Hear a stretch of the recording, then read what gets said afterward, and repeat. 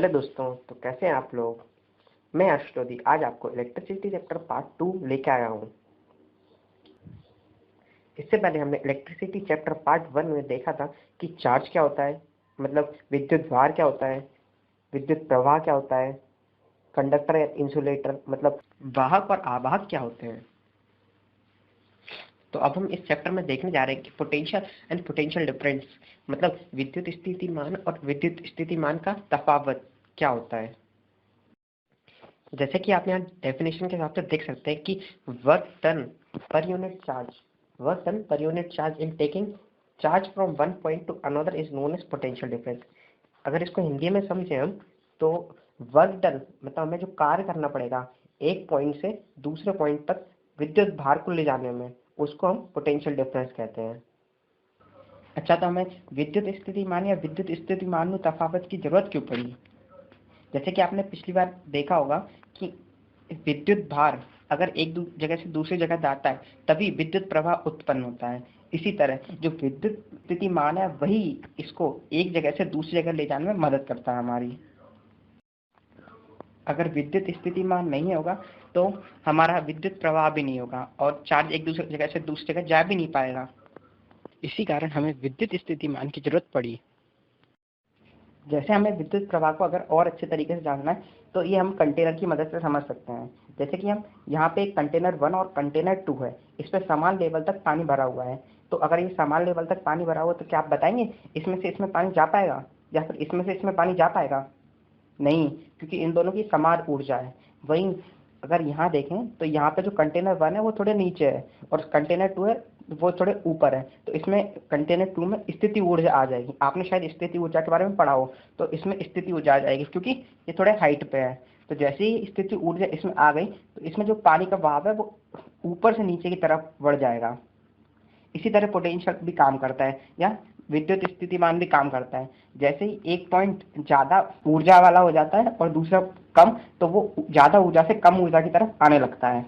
अपना विद्युत भार, शायद इन कंटेनर्स की मदद से आपको विद्युत स्थितिमान अच्छे से समझ में आया होगा। अगर इसमें कोई भी डाउट है तो आप नीचे कमेंट सेक्शन या ग्रुप पे आप पूछ सकते हैं। ये आगे बढ़ते हैं। विद्युत स्थितिमान की एकम वोल्ट है, मतलब जो विद्युत स्थितिमान है उसकी एकम वोल्ट है। अब एक वोल्ट या विद्युत स्थितिमान को डिफाइन कैसे करेंगे। जैसे यहाँ पे लिखा है 1 volt is defined as the potential difference between 2 point if 1 joule of work is done to move 1 coulomb of charge. मतलब अगर 1 जूल कार्य हो रहा है एक विद्युत भार को पॉइंट से दूसरे पॉइंट ले जाने में, तो उसको हम वोल्ट विद्युत स्थितिमान कहेंगे। समझे। अब ये विद्युत स्थितिमान इसको हम किस चीज से बना सकते हैं, तो इसके लिए हम सेल काम में है, सेल या बैटरी काम में लेते हैं। ये जो सेल या बैटरी है ना, उसका यही काम रहता है कि वो दो पॉइंट्स के बीच में विद्युत स्थितिमान बना देता है या पोटेंशियल डिफरेंस क्रिएट कर देता है। अब धरती का विद्युत स्थितिमान क्या होता है। जैसे कि आपने देखा होगा कि हम एक तार को कभी कभी ग्राउंड कर देते हैं, तो ग्राउंड करना मतलब उसका पोटेंशियल जीरो कर देते हैं हम। विद्युत स्थितिमान धरती का 0 वोल्ट होता है हमेशा। अगर हम किसी भी तार को धरती में उल्टा करके डाल देते हैं तो उसका विद्युत स्थितिमान 0 हो जाएगा। ऐसा हम इसलिए करते हैं क्योंकि अगर हम इसके सामने कहीं भी 1 वोल्ट भी लगाते हैं तो वहाँ 1 वोल्ट का पोटेंशियल डिफरेंस आ जाएगा। 1 - 0 = 1 वोल्ट। यहाँ पे आप देख पा रहे होंगे कि सेल पे 1.5 वोल्ट लिखा हुआ है। इसका मतलब है ये अगर इसके एक टर्मिनल और दूसरे टर्मिनल पे हम यहाँ पे पोटेंशियल डिफरेंस और यहाँ पे पोटेंशियल डिफरेंस देखेंगे तो ये ए और बी के बीच में पोटेंशियल डिफरेंस 1.5 वोल्ट क्रिएट कर देगा। तो हमने बैटरी, सेल और धरती का विद्युत स्थितिमान समझ लिया है। इसके बाद अब एक छोटा सा question, 1 volt equals to 1 joule, 1 joule पर कूलाम, 1 कूलाम पर मीटर और 1 न्यूटन पर कूलाम। यहाँ पे पर का मतलब है छेद में, उसके छेद में क्या रहेगा। 1 वोल्ट इक्वल्स टू, तो आप बता सकते हैं इसका आंसर क्या होगा। यहाँ पे वोल्ट की बात कर रही है, मतलब विद्युत स्थितिमान की बात कर रहे हैं। और विद्युत स्थितिमान क्या होता है, वर्क डन पर यूनिट चार्ज। वर्क डन मतलब कार्य, जो कि एक विद्युत भार को एक जगह से दूसरी जगह ले जाने में करना पड़ रहा है। तो यहाँ पे हो जाएगा W/Q। W मतलब वर्क डन, वर्क डन की यूनिट होती है जूल और चार्ज की यूनिट होती है कूलाम, तो जूल पर कूलाम। तो यहाँ पे बी ऑप्शन से हो जाएगा हमारा 1 जूल पर कूलम। चलिए तो हम नेक्स्ट क्वेश्चन पे चलते हैं। तो यहाँ पे 2 पॉइंट हैं, ए जो कि 5 वोल्ट पोटेंशियल पे है और बी जो कि 3 वोल्ट पोटेंशियल पे है। तो आप बता सकते हैं हाई पोटेंशियल पे कौन है? सिंपल सा सवाल है। तो यहाँ पे ए जो कि हाई पोटेंशियल पे है, ठीक है। अब आप बता सकते हैं करंट की डायरेक्शन क्या होगी, ए से बी होगी या बी से ए होगी? चलिए मैं बताता हूँ। करंट हमेशा high potential to low potential flow करता है, मतलब हमेशा ए से बी की तरफ जाएगा। जैसे कि आपने देखा होगा कि बैटरी का सिंबल कुछ इस टाइप का था, यहाँ पे ये जो बड़ा वाली डंडी रहती है वो पॉजिटिव और ये छोटी वाली डंडी नेगेटिव रहती है। तो करंट हमेशा पॉजिटिव टू नेगेटिव फ्लो करता था। अगर यहाँ पे बीच में बल्ब रहता था तो वो जल उठता था, क्योंकि यहाँ पे पूरा सर्किट कंप्लीट है। चलिए तो अब हम नेक्स्ट चीज समझते हैं, सर्किट। सर्किट या परिपथ, सर्किट या परिपथ क्या होता है? जैसे कि हम यहाँ देख रहे होंगे कि इलेक्ट्रिकल सर्किट, यहाँ पे हमने एक बैटरी लगा के रखी है और उससे इसको एक तार यहाँ से कनेक्टेड है और एक तार यहाँ से बल्ब से कनेक्टेड है और ये बल्ब ग्लो कर रहा है। अगर हम यहाँ पे देखें तो ये हमारे जो हम यूज करते हैं उसके हिसाब से है, बट अगर हमें इसको रिप्रेजेंट करना है अपने कॉपी किताब या फिर कंप्यूटर या किसी भी और चीज में, तो उसके लिए हमें इस टाइप का सर्किट समझना पड़ता है। हमने देखा था कई सारे सिंबल्स होते हैं किसी हर चीज के लिए। जैसे बल्ब के लिए ये सिंबल होता है, सेल के लिए ये सिंबल होता है, ओपन या क्लोज सर्किट के लिए ये सिंबल होता है। इस टाइप के अलग अलग सिंबल्स होते हैं। तो उस सिंबल्स के थ्रू जो हम रिप्रेजेंटेशन करते हैं उसको हम साइक्लिक डायग्राम या परिपथ कहते हैं। तो यहाँ पे सिंपली ये बल्ब है, तो सिंपल यहाँ पे एक बल्ब लगा दिया, उसके 2 टर्मिनल्स हो गए। यहाँ पे 2 टर्मिनल्स, एक ये बैटरी से एक पॉजिटिव टर्मिनल और एक नेगेटिव टर्मिनल ऑफ बैटरी से जुड़ा हुआ है। तो ये बैटरी का जो बड़ा वाला हिस्सा रहता है वो पॉजिटिव रहता है और नेगेटिव जो रहता है वो छोटा वाला रहता है। तो यहाँ से एक बैटरी के पॉजिटिव टर्मिनल में गया है और यहाँ से एक पॉजिटिव नेगेटिव टर्मिनल में गया है।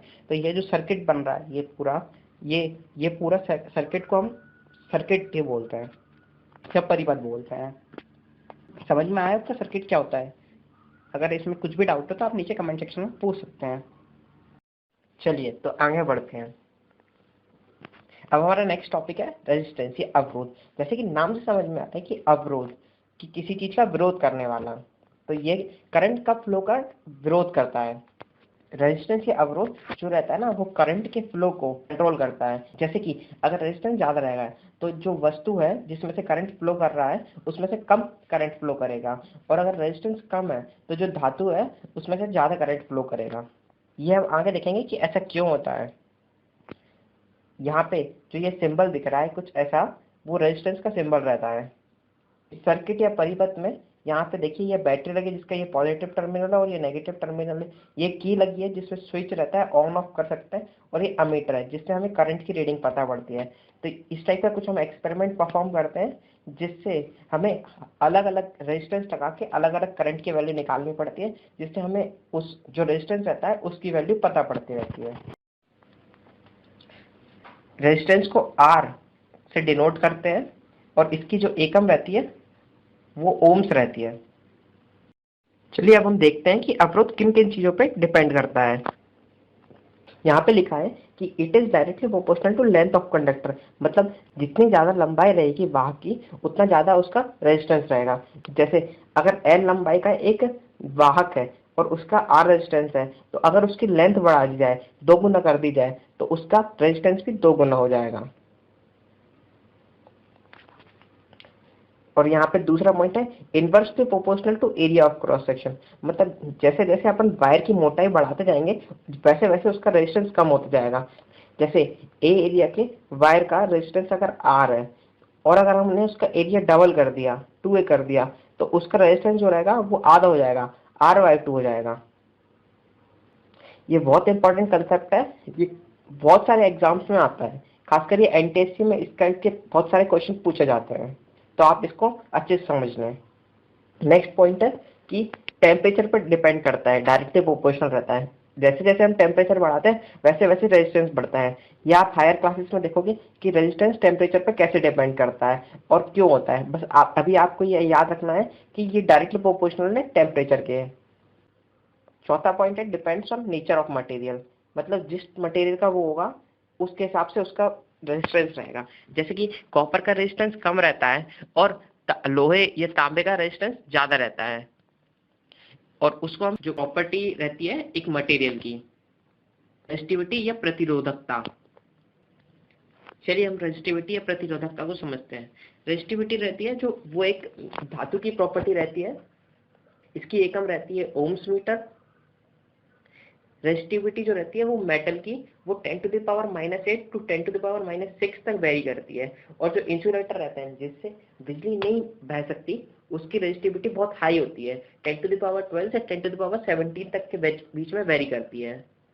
रेजिस्टिविटी जो रहती है प्रतिरोधकता, उसका सिंबल रहता है रो, कुछ इस टाइप का सिंबल रहता है जिससे हमें इसे डिफाइन करते हैं। यहाँ पे देखिए दिया गया है कि copper and aluminium are used in electrical transmission due to their low resistivity. मतलब कॉपर और एल्यूमिनियम की बहुत ज्यादा रेजिस्टिविटी कम रहती है, इस कारण उसको हम इलेक्ट्रिकल ट्रांसमिशन या वायर बनाने के रूप में इस्तेमाल लेते हैं। यहाँ पे जो रेजिस्टिविटी का फॉर्मूला है वो rho equal to RA upon L है, जहाँ पे R जो है प्रतिरोध रेजिस्टेंस है, A जो विस्तार मतलब एरिया ऑफ क्रॉस सेक्शन है जो कि वायर का, और L जो कि लंबाई है वायर की। अगर एक वायर हम लेते हैं जिसकी लंबाई L है और यहाँ पे जो क्रॉस सेक्शन एरिया है वो A है, तो उसका जो रेजिस्टेंस रहेगा वो रो L अपॉन A रहेगा।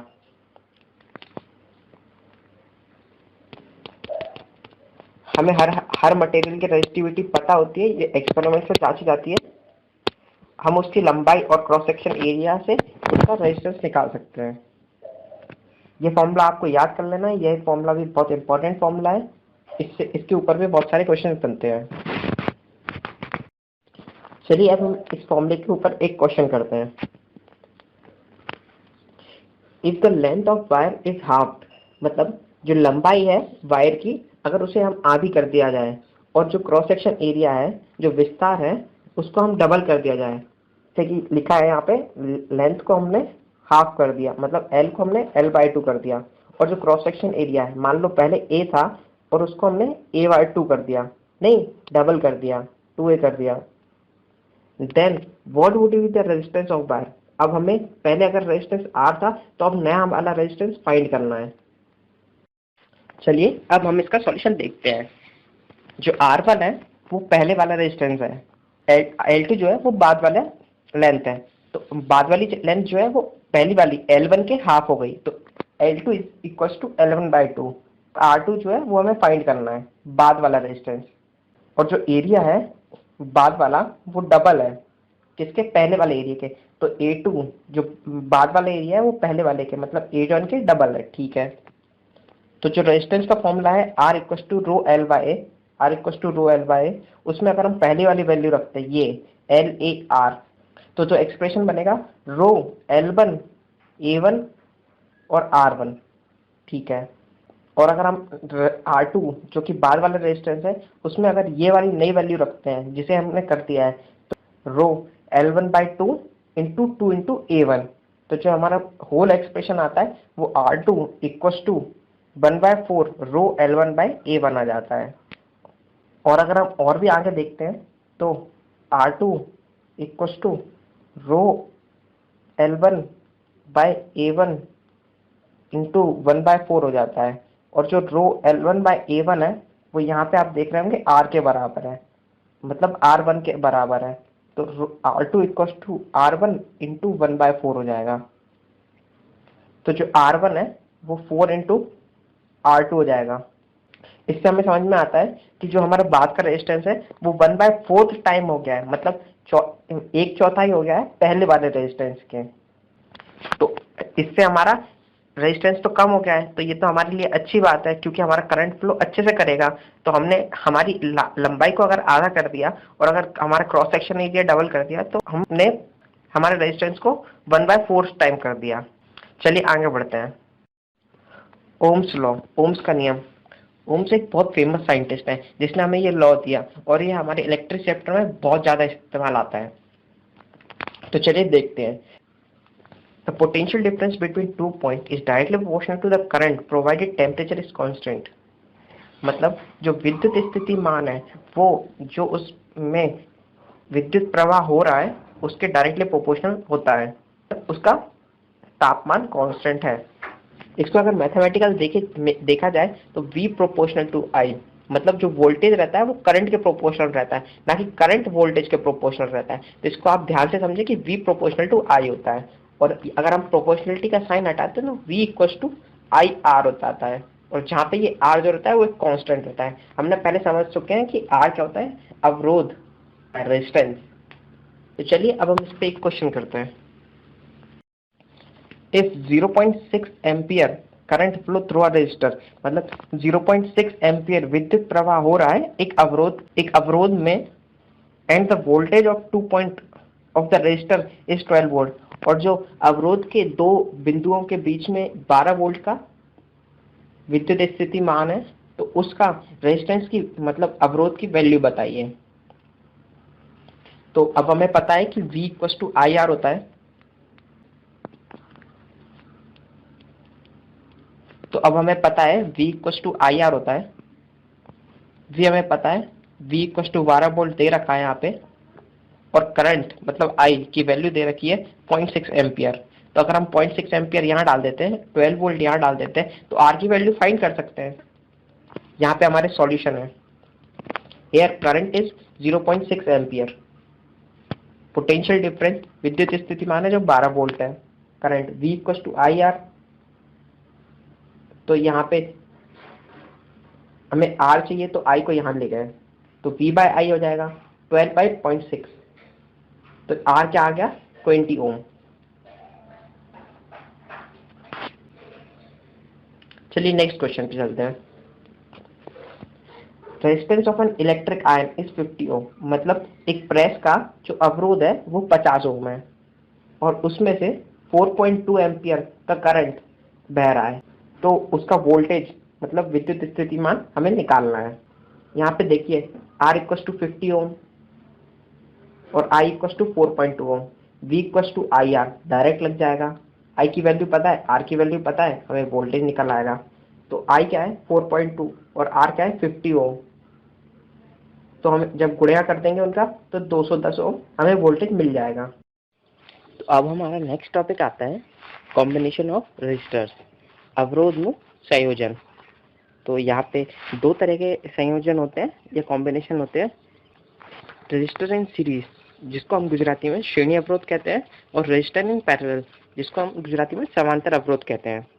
सीरीज कॉम्बिनेशन में यहाँ पे एंड टू एंड कनेक्शन रहता है, मतलब अगर दो रेजिस्टेंस रहेंगे तो उनके एक एंड से दूसरा एंड जुड़ा रहेगा। वहीं अगर पैरेलल कॉम्बिनेशन है तो यहाँ पे आप पिक्चर में देख पा रहे होंगे कि यहाँ पे एक ही सिरे से बहुत सारे रेजिस्टेंस कनेक्टेड है। तो इससे हम पता लगा सकते हैं कि वो सीरीज कॉम्बिनेशन में या पैरेलल कॉम्बिनेशन में। यह हमारी जनरली घरों की वायरिंग में ज़्यादा यूज आता है। सीरीज रेजिस्टेंस, श्रेणी अवरोध, रेजिस्टेंस इन सीरीज, जैसे यहाँ पे आप देख रहे होंगे कि यहाँ पे एक R1, R2, R3 तीन रेजिस्टेंस है जो कि सीरीज में लगे हुए हैं। कैसे पता पड़ा सीरीज में लगे हुए हैं? क्योंकि देखिए ये एक रेजिस्टेंस है, उसके एंड से दूसरा रेजिस्टेंस कनेक्टेड है, इसलिए हमें ये पता चल गया कि सीरीज में।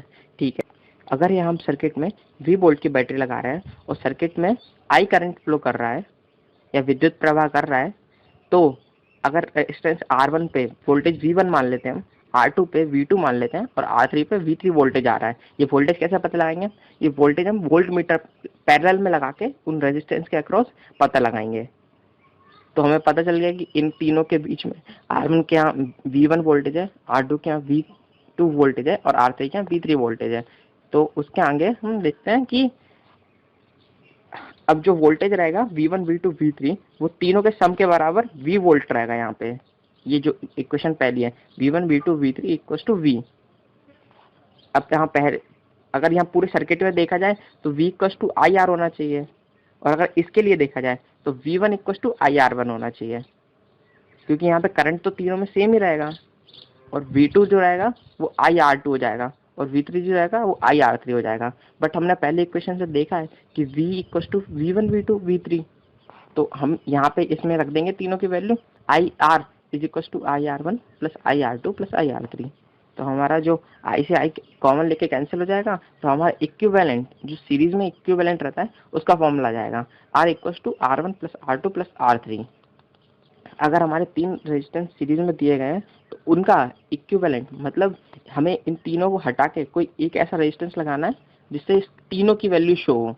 तो उसका फॉर्मूला होगा, अगर ये R1 है, ये R2 है, ये R3 है, तो इसका जो इनके इक्विवेलेंट का फॉर्मूला है उसका फॉर्मूला होगा R1+R2+R3। किसमें? श्रेणी अवरोध में, सीरीज कॉम्बिनेशन में। चलिए आगे बढ़ते हैं। यहाँ पे आपको देख रहे होंगे कि 5 रेजिस्टेंस लगे हुए हैं 1/5 ओम के। और ये कौन से कॉम्बिनेशन में, चलिए बताइए। ये कॉम्बिनेशन सीरीज है, श्रेणी अवरोध है। तो इनका रेजिस्टेंस अगर हमें ए और बी के अक्रॉस निकालना हो इक्विवेलेंट रेजिस्टेंस, तो कैसे निकालेंगे? पांचों को सम कर देंगे। तो 1/5 इंटू 5 भी कर सकते हैं ना। तो ये कितना आ गया? 1 ओम, इनका इक्विवेलेंट रेजिस्टेंस। ठीक है। पैरेलल रेजिस्टेंस, समांतर अवरोध।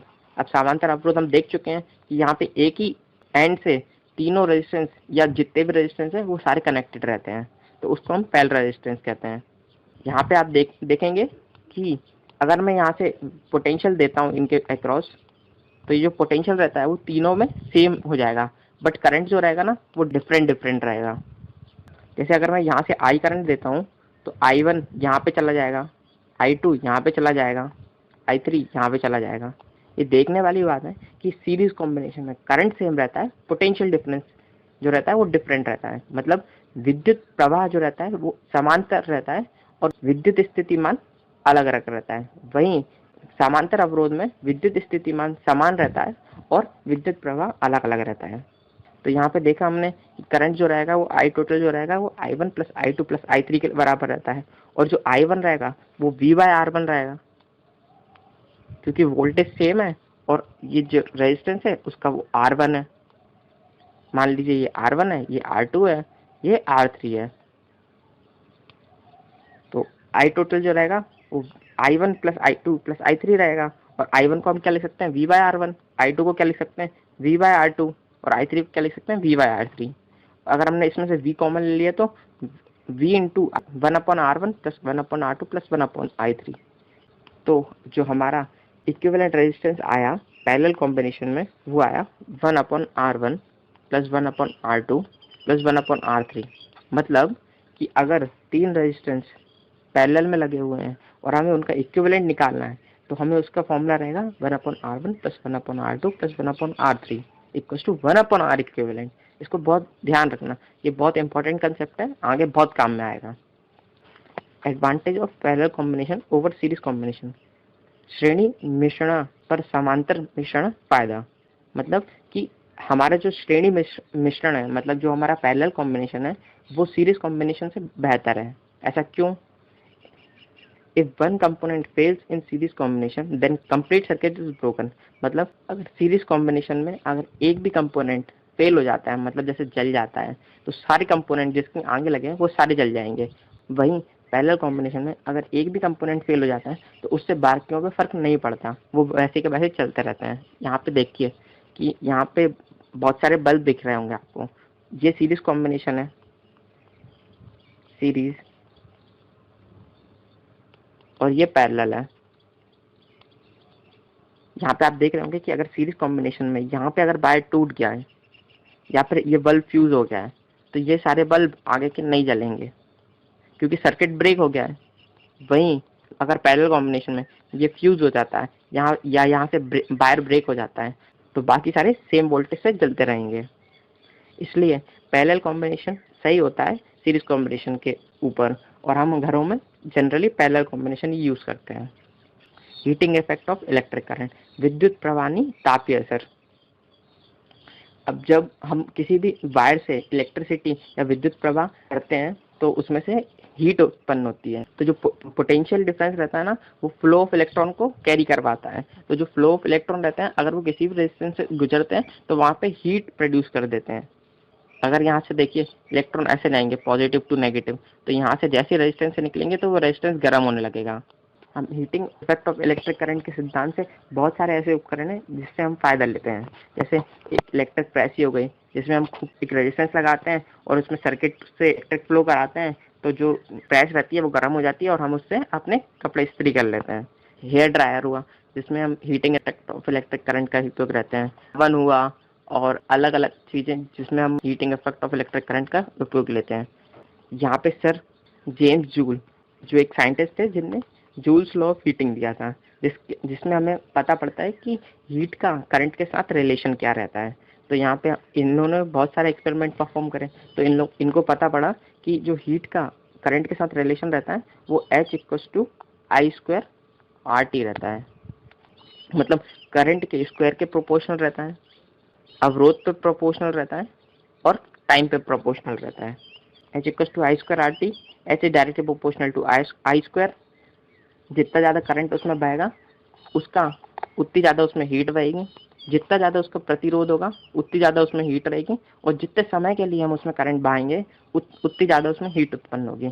यह इनने एक सिद्धांत दिया। इलेक्ट्रिकल पावर, विद्युत शक्ति, the rate at which energy is distributed और consumed in electrical circuit is called electrical power. मतलब कि जो हमारी इलेक्ट्रिकल एनर्जी है वो जितने ज़्यादा खपत होगी उतनी ज़्यादा इलेक्ट्रिकल पावर होगी, या फिर उस खर्च करने की क्षमता को ही हम इलेक्ट्रिकल पावर कहते हैं। इसकी यूनिट रहती है, एकम रहती है वॉट, और जो इसको डिनोट करते हैं पी से, P=VI और V=IR, तो वो I²R और V²/R, और इसको हम H/T भी लिखते हैं, क्योंकि हीट जो रहती है वो एनर्जी रहती है और जितने टाइम में वो डिसिपेट होगी वो उसको H/T कर देते हैं। तो फॉर्मूला भी वही आता है इसका। ये इलेक्ट्रिकल पावर कहलाती है। फ्यूज वायर, जनरली जब हम इलेक्ट्रिकल उपकरणों को यूज़ करते हैं तो ज़्यादा इलेक्ट्रिकल करंट के कारण हमारे उपकरण गर्म होने लगते हैं। तो वो गर्म होना या उनको जलने से बचाने के लिए हम फ्यूज़ वायर का इस्तेमाल करते हैं। जनरली हम हमारा फ्यूज़ वायर सर्किट के बीच में लगाते हैं, ताकि अगर ज़्यादा करंट आए तो ये सर्किट ब्रेक कर देता है, तो हमारे टीवी या जो भी उपकरण है वो जलने से बच जाएगा। ये सिंपल सा काम रहता है फ्यूज वायर का। एक मिनिएचर सर्किट वायर भी होता है। ये मिनिएचर सर्किट वायर आपने कभी घर में देखा होगा, तो यह भी सेम काम करता है। अगर घर में बिजली तेज आ जाती है तो ये उसको ट्रिप कर देता है, मतलब ये उसको गिरा देता है। इसके अंदर भी सेम लॉजिक रहता है। फ्यूज वायर रहता है एक, जो कि एक कम रेजिस्टेंस वैल्यू का रहता है। जैसे उसके अंदर ज़्यादा एनर्जी जाती है या ज़्यादा करंट जाता है तो वो हीट के कारण टूट जाता है। Thank you. आशा करता हूँ आपको ये वीडियो पसंद आया हो। इस वीडियो को लाइक करें, हमारे चैनल को सब्सक्राइब करें।